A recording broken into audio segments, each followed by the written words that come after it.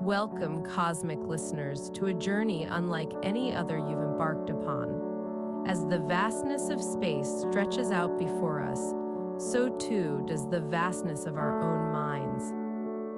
This is where the ethereal meets the extraterrestrial, where inner space meets outer space. I'm your guide, alongside my hosts, Doro and Matt, and you're tuning into the intersection of meditation and mysteries beyond our stars.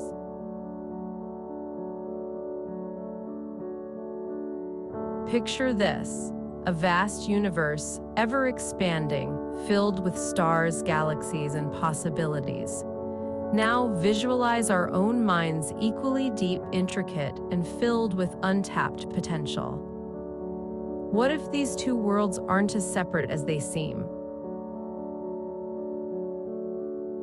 All right. Thank you to our AI intro host, virtual.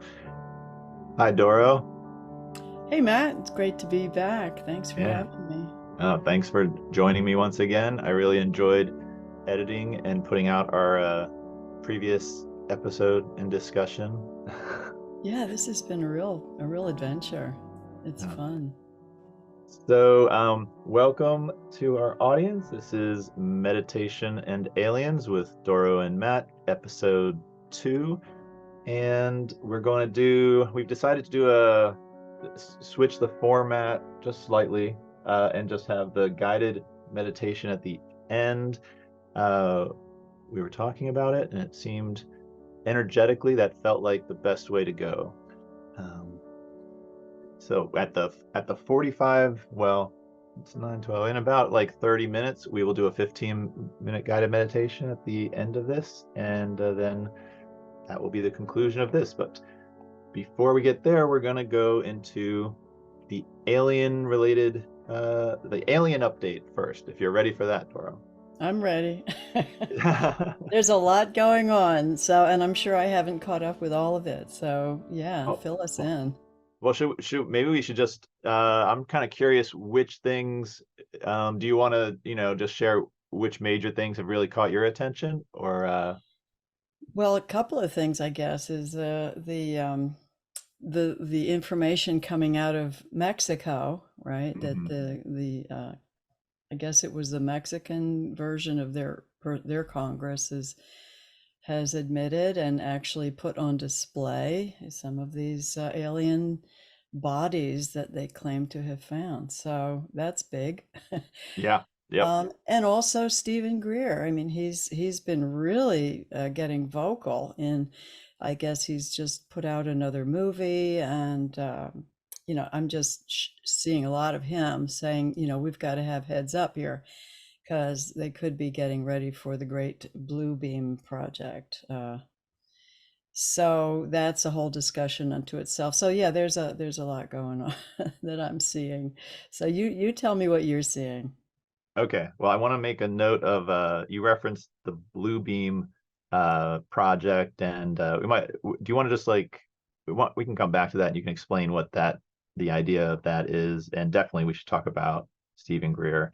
Yeah. Um, and okay, so let's see. I'll go through what I have on my list just to catch up anyone who wants to know where are we in this UFO alien disclosure moment in history.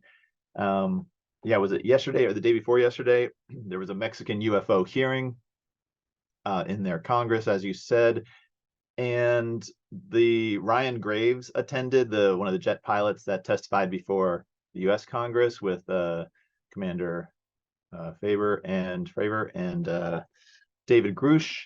But apparently Ryan Graves is kind of upset and embarrassed that he was there for the alien bodies that were rolled out. He did not know that was going to happen apparently. Um, but in any case, yes, they presented these three-fingered mummies that were these tiny that look like little aliens, and they said, I'm giving sort of a really general summary, but they said they did thorough testing of these bodies and found great amount of evidence that they're not human and that they're some sort of non-human species of presumably they're assuming an intelligent alien of some sort, or at least bipedal little beings that look like they could be intelligent beings. And there's a ton of remarkable things about these bodies, but there's also a mass amount of skepticism and floating around. So definitely there's a lot to go into and talk about there, but we can come back to the Mexican mummy, the aliens. I'll let me just skip to a couple other details we want to make sure everyone knows about. Let's see. Congressman Burchett said that Speaker McCarthy has promised they'll do another hearing, a second UFO hearing in the U.S. But apparently no. They requested the ability to make what is called a select committee, which would be a special congressional committee that could have subpoena power. That has not been approved yet.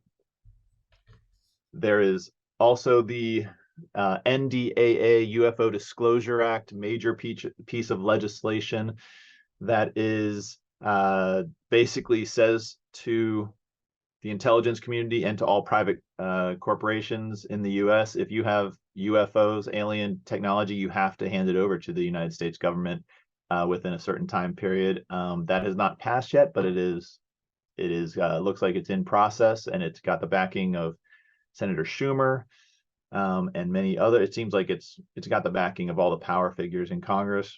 Can you say what that act is again? It was a FEEA, or what did you It's say the that was? NDAA. I believe it's the National Defense Authorization Act. Okay. The reason they roll these laws into that is because I believe the whole military industrial complex wants this act to pass because it has all of their Oh, sure. money in it. So they stick in stuff that Congress. This is where Congress puts stuff that they want to get by the powers that might block it. That's how they did last year to in the NDAA for last year was how they created the little UAP stuff that we have in place now for disclosure. So it's just a more aggressive act. So yeah, if that passes in December, it should give Congress it gives the president, the executive branch, in complete authority basically over all alien technology that might be in the United States or in private corporations' hands. So should be interesting. That would be like Christmas for them. Yeah. Yeah. And I guess the last thing, I think the Stephen Greer meditation event it seems like it's a multi-day event. You mentioned there's a special event tonight, I think. But I Yes. believe, the Stephen Greer of alien meditation communication sort of event is notable. It's happening right now, and we'll come back to that. And then I guess the other thing is to just mention that it has UFOs and aliens have become part of the Republican or part of the presidential season. Both Chris Christie and Vivek Ramaswamy have directly addressed the topic. One was in a Republican presidential debate, and Ramaswamy just has talked about it intelligently on his platform. All right, so that Yeah. catches us up. Which of those you want to talk about? Oh my gosh. Well, since I've just been watching some Stephen Greer stuff, I wouldn't mind jumping off on that one. Great. I've known about Stephen Greer for many, many years, probably 20 years, and I just never knew much about him, and he just struck me as an odd duck. And the more I look into him, I mean, he really, for me, feels like a hologram or a android or something. He doesn't seem that real. Maybe he is an alien. I don't know. But I, for the first time, got to listen to his actual history, and it came from a show, an interview that he did called "Classified Alien Encounters Revealed by What was it? Traumaologists or something, I don't know. But if you look that up, it's on a channel called Value Trainment. It was really interesting. The first probably 20 minutes of it gave his whole background, which really filled in a lot for me. You know, he is a trauma doctor. He comes from a medical background, and he talks about how he ended up creating this organization called SETI, SETI, the study of extraterrestrial intelligence. And the way he made it sound, it just sounded like a natural kind of morphing from his medical background into this background, because he's always been, I guess he had a childhood experience, and his uncle, I think it was involved in creating the lunar module that landed on the moon back in the 60s. So he always had his eyes on the sky, even though he was a medical doctor. And then he ended up kind of moving in that direction as he was finding out more and more, and things were being revealed. So he created SETI and began to get a lot of information and people. Now his stories are so unbelievable that you know, I still I still have a hard time believing all of it. But he says that after he created SETI, something like 980 whistleblowers had actually come to him with some information, and the CIA intelligence found out about, and I guess they were just not happy with him. But those who want the disclosure apparently come to him because he's the one that's kind of opened the door to receive that information. So his stories are fantastic. They're kind of almost unbelievable. And he's put out a new movie that I want to watch. I haven't seen it yet. It's called CE5, which CE stands for Close Encounters. So this is Close Encounters of the Fifth Kind. And he breaks that down. We all remember the movie Close Encounters of the Third Kind with, who was it, Richard Dreyfuss? Or anyway, Spielberg did that, Yeah. I believe. And so he said the first kind of contact of the first kind is where you just see something. You know, you see something in the sky and you have no doubt. Okay, so that's a first contact. Second contact is where there's actually evidence, where, you know, you see evidence where they had landed or something on the radar there, so you're actually being able to record something. And then the third, like the movie had described, Close Encounters of the Third Kind, is where you actually get to meet an alien. And the Close Encounters of the Fourth Kind is where you go on board and they take you in.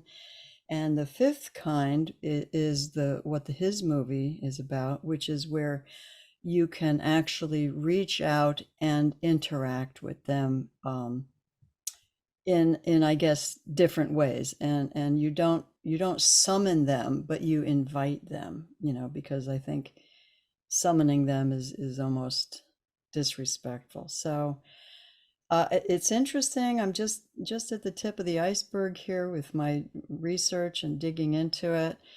But the more I'm looking into it, it sounds like what's happening from his perspective and several others that I was listening to is, you know, the question being, why is all this coming out now? Because they've been here for thousands of years. The evidence goes all the way back to, you know, ancient Sumerian cuneiform tablets and records in ancient Egypt. So they've always been here. Why is all this coming out now?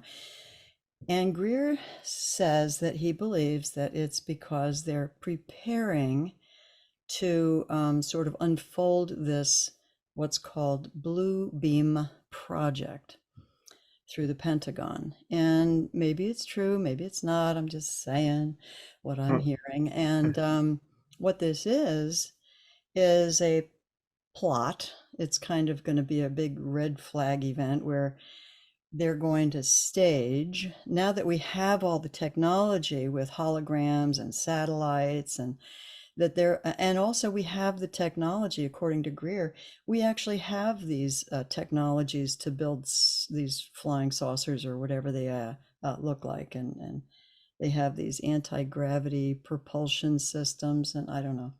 So we have all that technology, and now they want to sort of trigger this blue beam incident, which is supposed to be a hostile alien invasion to basically scare the bejesus out of everybody on the planet under one ruling government there, because we're all supposed to go screaming for help and save us, handing over all our power to the government. And that's the project. So it's a big plot to get all the people of the world under one ruling control.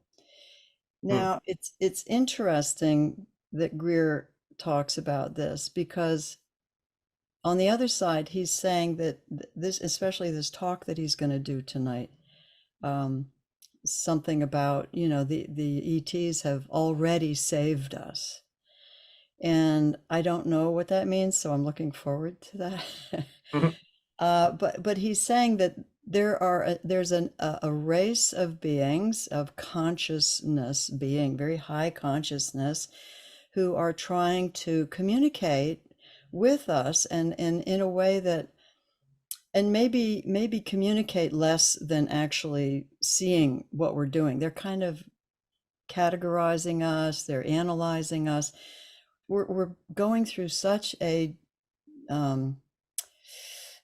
tricky time. We're going through a transition. It's almost like birthing. And so they've sent some ETs come to kind of be a doula for our process here of merging into a higher consciousness, but we're being blocked.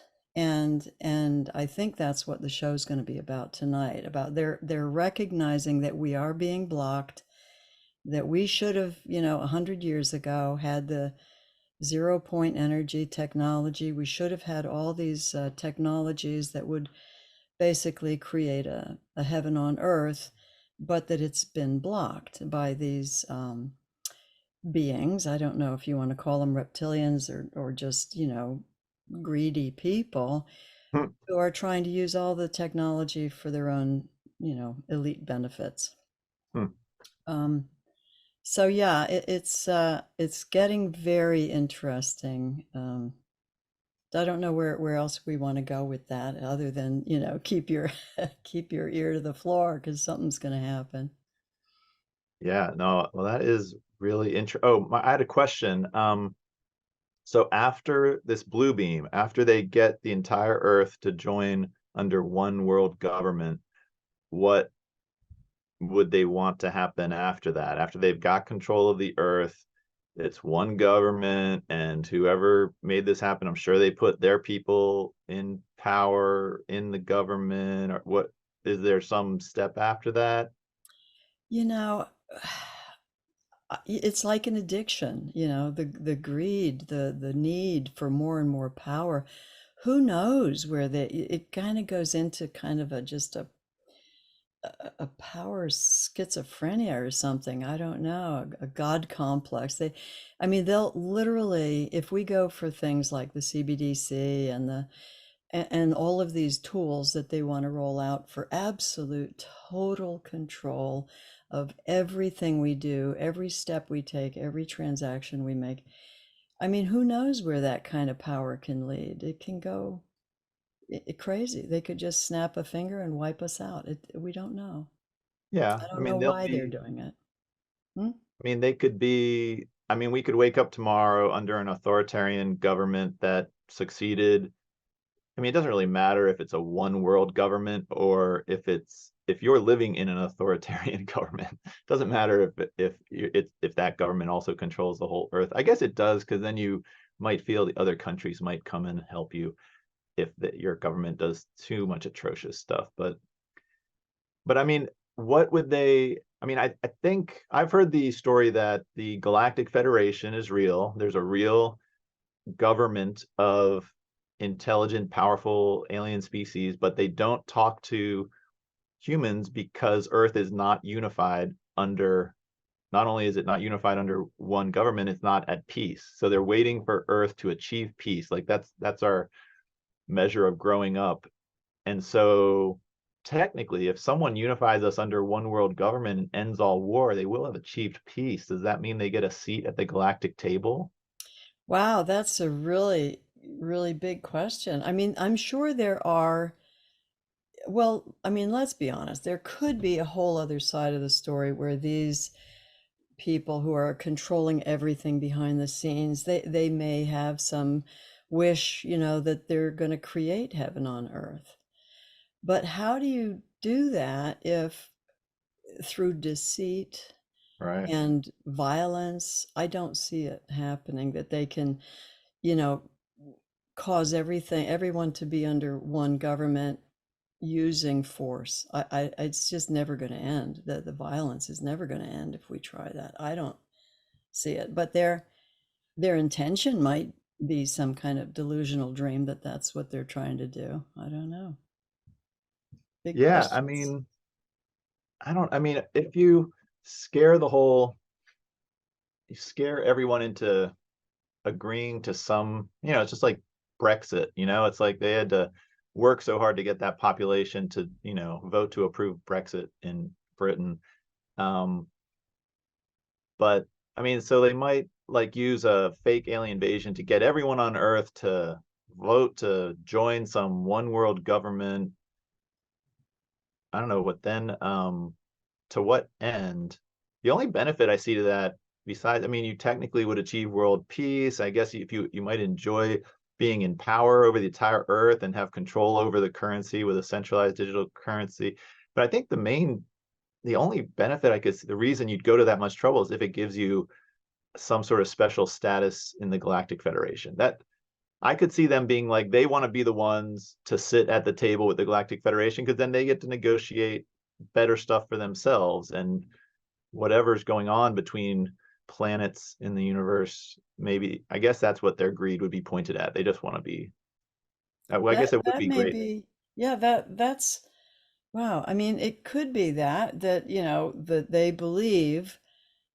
And I mean, gosh, I could go down so many rabbit holes here with reptilians and everything, but it's possible that they believe that we belong to them, that they have a right to do this and that this is all, okay, and to treat us like slaves and what have you. And they're probably trying to make their case, possibly with the Galactic Federation, Hmm. to to Okay. um to rule over us. And I think that could be why we are being questioned. We're being closely examined right now, because I think the possible, okay, anything's possible. I think the Galactic Federation is trying to decide for itself if we are worthy or viable to move into the next level of consciousness. Yeah. Um, and if we are, and I think that's what the show might be about tonight, if they find that we are uh, qualified as and with potential to grow into a higher consciousness, then they might say, well, the humanity has a lot of potential. We're going to help them get on track here because they're being sidelined by this group of people, or reptilians, or whatever you want to call them. And that's possibly what he's going to talk about tonight. Well, I saw that he's also doing, I saw a little short on YouTube that he's talking about, and I assume this is part of the thing and it wasn't an old clip. It might have been from a previous event, but he was talking about doing some really intense meditations with lots of people really over this weekend. And it was going to be on and off over the weekend. And he apparently was going to like post updates on YouTube. And because I know CE5 involves these guided meditations. I've sat through, and I've followed several of, or a couple now, of Stephen Greer's guided meditations. I might be up to like 15 times I've done one of his meditations, and I listen to them at super slow. I like to slow them down to like 0.5 speed, Oh, um, wow. and because I've found that's like each step, at least in his guided meditations, they are really like the steps and the progression is really like it's a really like powerful sort of narrative Mm, for me. And but I feel like each step can be digested almost. It could have like 30 seconds of silence after each one, and so it's like I can't slow it down too much, even though mm. it makes his voice sound very different. Yeah. But I'm curious, I have this instinct from my meditation practice, which has become way more intense since I've pretty much my brain has started to believe that aliens are real and telepathy might be real. It's made me look at meditation with a whole new type of attention, with this curiosity about telepathy and other minds or other beings possibly communicating or even just peering directly into my mind.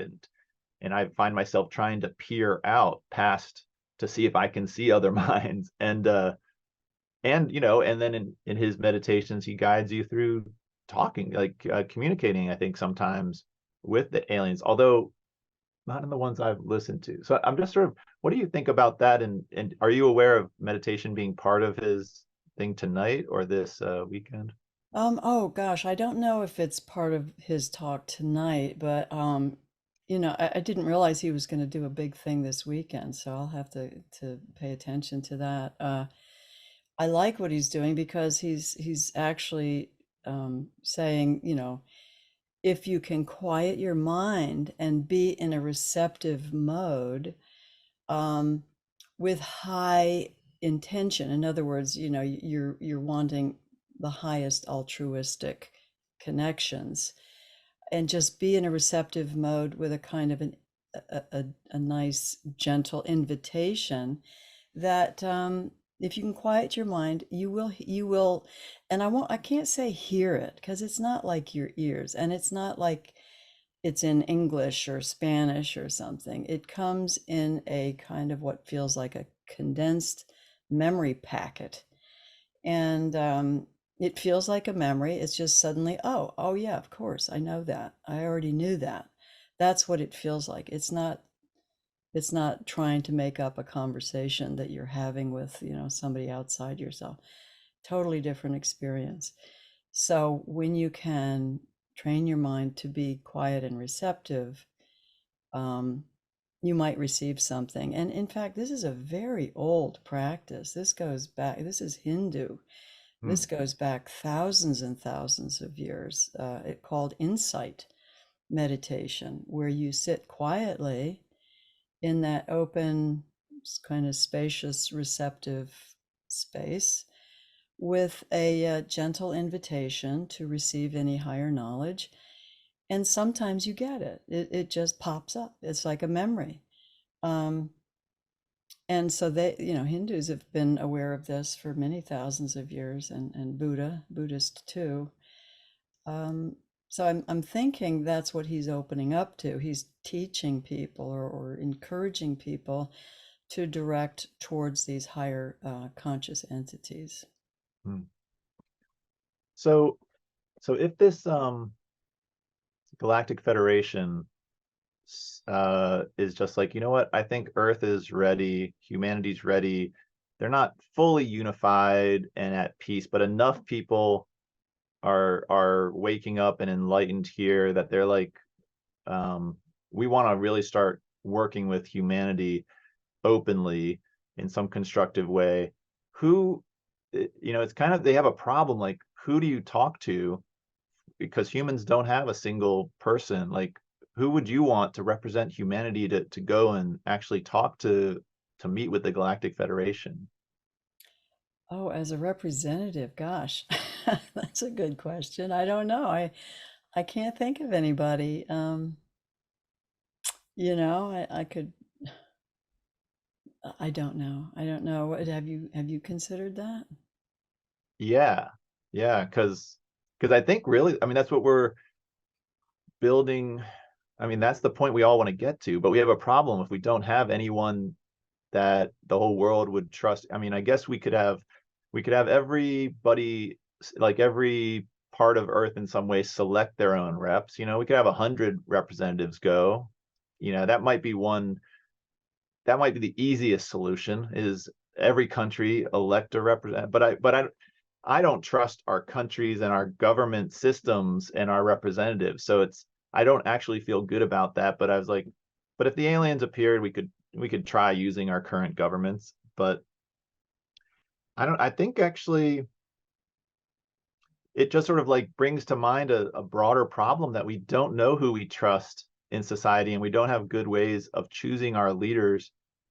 So I feel like there's a facilitation exercise I've never done, but I've imagined many times when I've thought about trying to organize human society. If we just had 1,000 people like in a field, and they were all there to try to solve, to work together to do something good, you ask everyone in the field to point to somebody that you trust to, uh, to represent you and make decisions based upon this thing, so that you can, if you had to step out of the situation, who do you trust? And so everyone points to somebody, and then then you have everyone who's being pointed to stays, everyone that's not leaves, and you just keep doing that. Maybe you'd actually like eventually get down to a group of people that are very well trusted, but we don't, and maybe if you were really careful and it was like you were really choosing people that you knew and you could see, it might feel like we were really finding good leaders. But our current process of finding leaders is these horrible elections through these parties that are I have a sense that we're actually moving into a consciousness that doesn't require leaders. Because we are developing this ability, this telepathy, this ability, this discernment, and I think if we can grow into that, everybody can be their own representative. And of course, we'll have some governing structure. Like if you need to, need something, you can go to this organization or whatever. But as far as leadership and, putting all your trust into someone outside yourself, I don't think we're going to need that in the future. hmm. I think we're all getting connected, and we are going to create ways of self-governing. And we've got the technologies now to do this. It's kind of the way, blockchain, it's decentralized. We don't need the central controlling structures. Most of the controlling, I want to say controlling, we need the central structures for organizing and allowing us to govern ourselves. But for actually dictating and controlling how we behave, we're growing out of that. In fact, I think we should have grown out of that some time ago, had these technologies not been withheld. 0 point energy, that would free everybody out of slavery. I mean, so I think we're evolving to the point where we're just not going to need this kind of military dictating, overlord. That's old stuff. I think that's part of the Piscean age that we're leaving behind and going into Aquarius, Huh. which is much more equal. Yeah, well, that is so interesting. I think we might still at the local, I mean, you always need in your local community, you need to know who are you going to, trust with local power, local decision-making power, Yeah. and But so I think it'll be based more on what you have to offer in terms of wisdom. Like wouldn't the that be like the wonderful? yeah, like the native cultures did, and they probably still do. Some native cultures, they don't, it's not about um, you know, power and control. It's about wisdom. Hmm. So when you can locate someone or identify someone with the wisdom that you admire, then you go to that person and ask for some guidance. You're not setting up a controlling structure. Hmm. Hmm. Many, many thoughts. Interesting. But I do want to finish my answer when you reflected back, who would I vote to or select to go on my, instead of myself to represent humanity? I think I'd nominate you. Oh, You could, I was I was kind of curious if you would nominate, or if I kind of feel like Stephen Greer might be many people's nomination. yeah. And a part of me kind of feels like Stephen Greer kind of wants that. That's Oh, I I think bet he does. Yeah. so that's, and in fact I think he kind of already sees himself as a representative of so it's almost, I think that's one of the reasons he kind of sometimes bugs me because I just can see that arrogance in there. And but I would choose you instead of Stephen Greer to go. Oh boy, am I ever flattered. Wow. Yeah. I mean, I think Very, people should very be choosing generous. people they trust without, Mm. yeah. Okay. Yeah, I think Stephen Greer, I would probably point to Stephen Greer. If I had to point to somebody, I'd say, he could represent us. I'd like to tag along. I don't Yeah. know if I I could mean, be a representative, but I would I would love to talk to the guy. I don't disbelieve him. I believe it seems every day that goes by, it seems like the extraordinary stories we've been hearing from Stephen Greer, Linda Moulton Howe, mhm, and she's had whistleblowers for years, all the way back to Bill Cooper. Uh, there's it's and Bob Lazar, talked about alien ships at S4 mhm. 30 years ago. All these stories seem to be possibly true. It just seems like the crazy stories are quite possibly true, or a lot of them are. There's some, Mhm. so I don't believe Stephen Greer is lying, and I've listened to his meditation enough that I actually have great admiration for just his I just have admiration just as a person that struggled with meditation for the quality of the progression of what he created in his guided meditation. I'm really like inspired by it, and it's so I'm really curious about the guy, but I'd love to talk to him more about meditation even. And actually, I guess this is one of the things I wanted to check with you about, because there's a thing in his guided meditation where he says,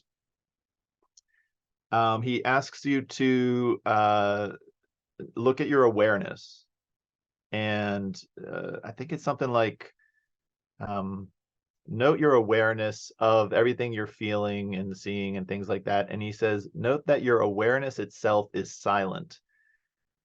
And and so for me, that's similar to, well, he separates your whatever voice you're hearing from yourself in your head from your awareness, and says, it just really interested me when he says the awareness is silent. It's a really bold sort of claim that the awareness is not actually saying anything. Um, and I don't know, it made me look at the idea of the observer differently. It made me sort of like see, maybe understand the concept of what everyone who meditates and talks about the observer is trying to actually say they are recognizing. Yeah, this is there's been a lot of words for that. Ram Dass always called it the witness, and I've used that term mostly myself. Yeah, it's that silent place behind all the words, all the feelings, all the sensory input. It's just that which is in us that's watching all of it.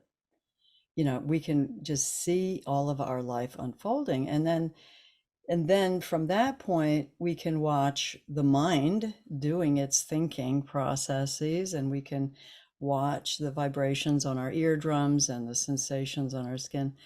It's becoming the witness. That's the way I've always used that term, because I got that from Ram Dass. Mm.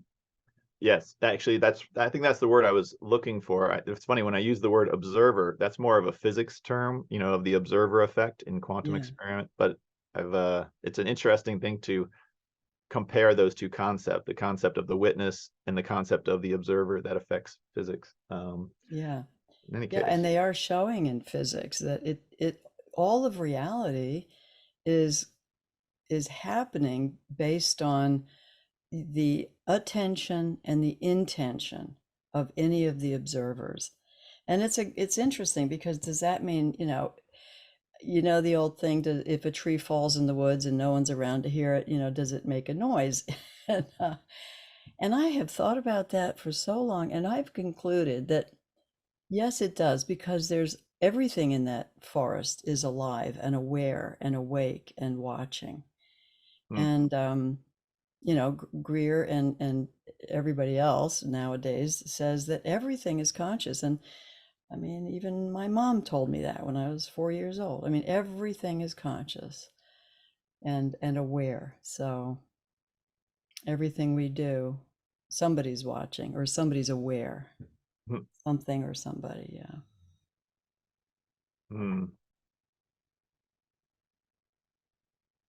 Yeah, it's a great topic in terms of physics, because what you put your attention on with any um, intention or hope or wish or plan or anything that you bring to that attention where your focus is will change it, will alter it. And yeah, that's what they're showing in physics. It's fascinating. Well, this has been another wonderful discussion, and I think we're a little bit past the time we said we would start the guided meditation, but only a few minutes. Are you Yeah, I'm good. Yeah. good to do a guided? All right. Do you So want to I'm do a going 10 or to. 15 minute at this point? Oh, I think we could still do 15. If people, since it's at the end of the program, they can always just stop if they don't want to go 15, if you're comfortable with that. Sure. Okay. Sounds good. All right. Okay. Should we start? Yes, please. Okay. So, the focus of this meditation then is just to get into a receptive, quiet place of not thinking, not being imaginative. There's no imagery. We want to just, for the time being, focus on just being present. And I'm going to start with a little bell. And we'll start with just paying attention to the vibration of the bell and how that hits your eardrum and what that does without really analyzing. We're just going to watch it.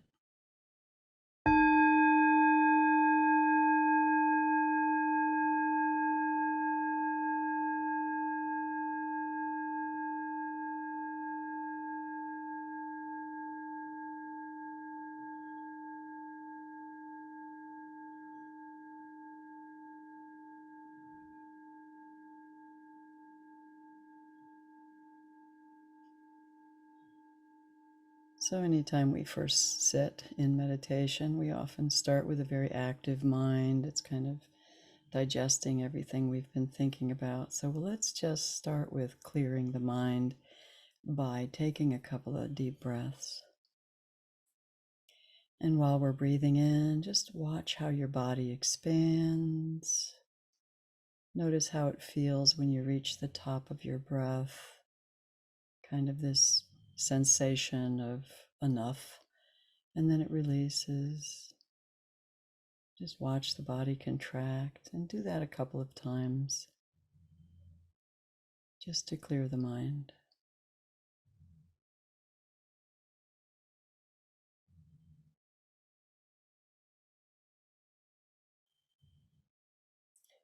Now, if the mind is extremely active, it sometimes helps to use an anchor phrase, which is otherwise known as perhaps a mantra or a japa. And you can just say breathing in, breathing out, just to anchor your thoughts into one thought rather than letting it be scattered. So at this point, we're just going to try to see where we are. We're going to witness right here, right now, what's happening. Sounds hitting the eardrum. Could be a motor running or a bird chirping or a dog snoring. So whatever's coming in through the ears, we just notice it. We're just watching.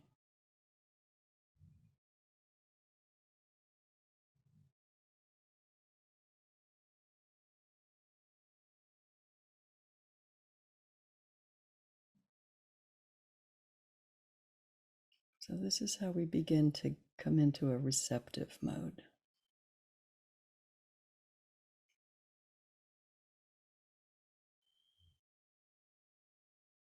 And let's see what's going on with our skin, our muscle. Feel our feet on the floor. You might feel your shoes or socks against your feet. We're trying to see what is actually happening through our senses.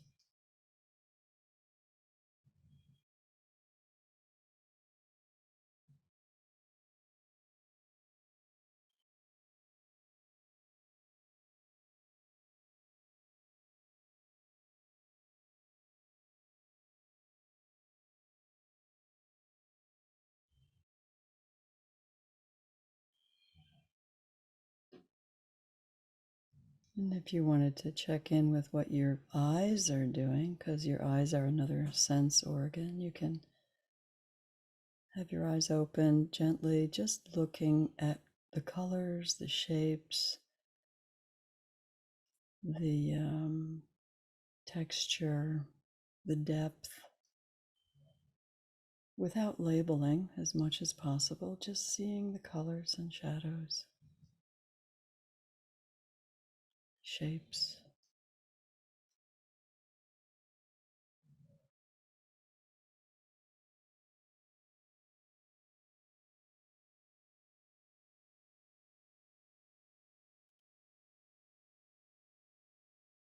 So now that we are fairly grounded in the moment,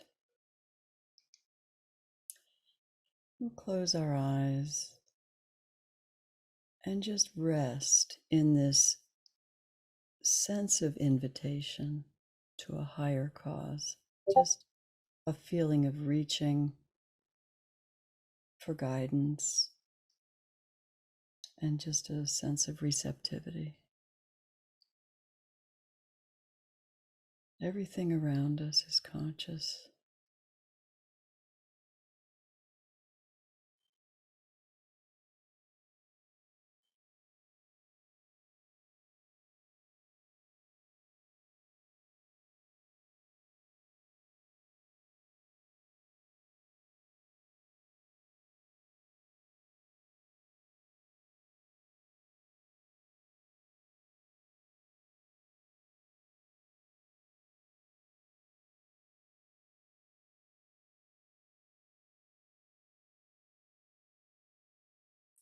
Just try to feel the buzz of life. You feel it everywhere. You feel it in your hands.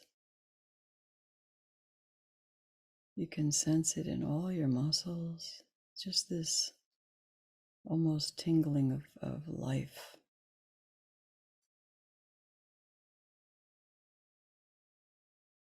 And this life extends far beyond our bodies.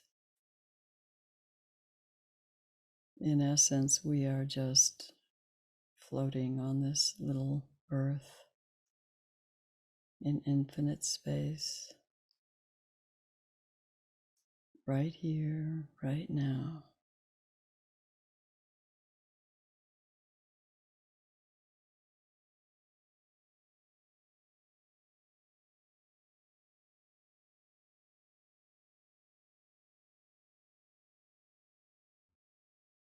And just open with an invitation. If there's anything we need to know that would serve us better, please let us know.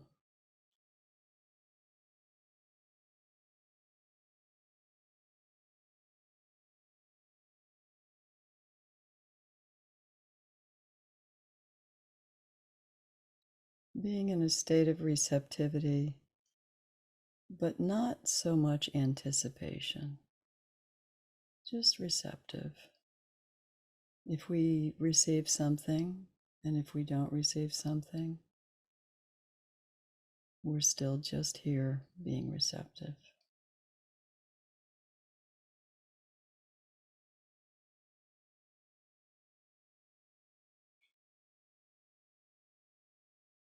Breathing in, breathing out.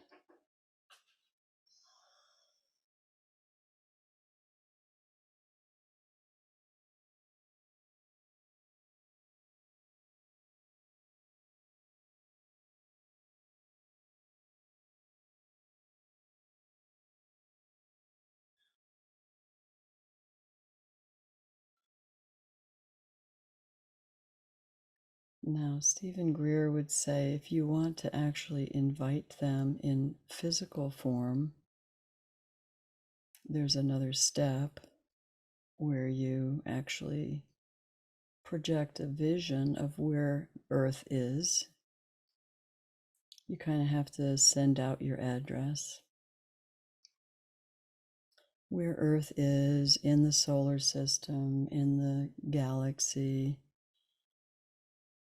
and then focusing in on your country and your state and sort of zooming down so they can see you, because they can hear you. They hear they see the imagination, they see the thoughts that we spin. So let's give them our address.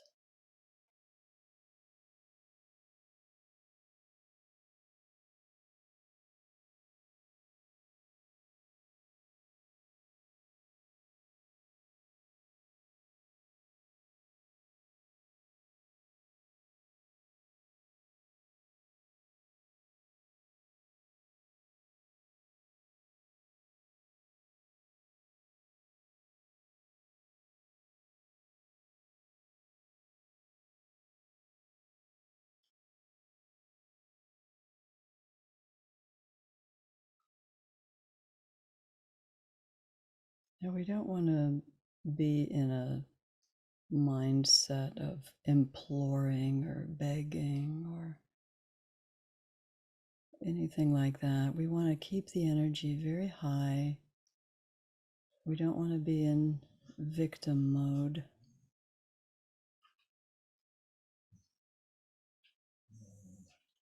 In fact, we really want to cultivate the energy that is worthy of being a member of the Galactic Confederation. We want to reach as high as we can.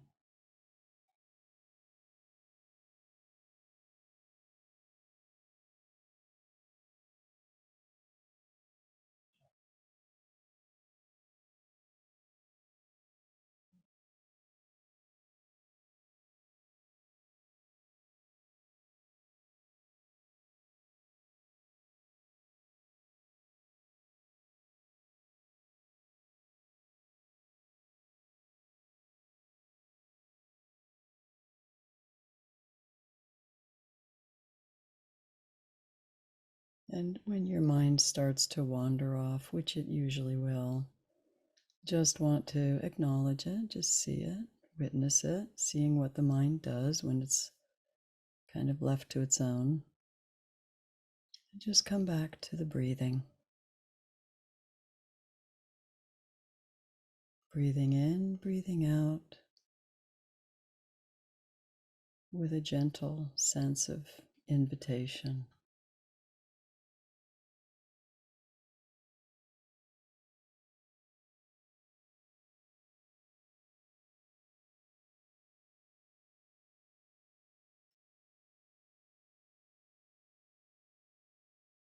So once we've sent out our address and given them some invitation, just keeping it an open invitation, and then we'll keep our eyes open for anything that might be changing during the days and weeks or months ahead. So with that, we're just going to come right back into take a deep breath and prepare to come out of our meditation.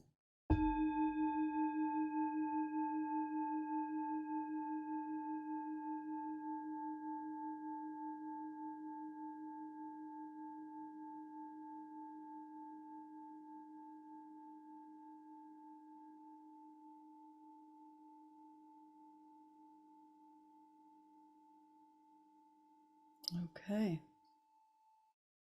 Thank you so much for that. All right, we'll leave it there and let people carry this good energy with them. Excellent. Thanks, Thank Matt. you all. Thank you. And thank anyone for listening. Until next time.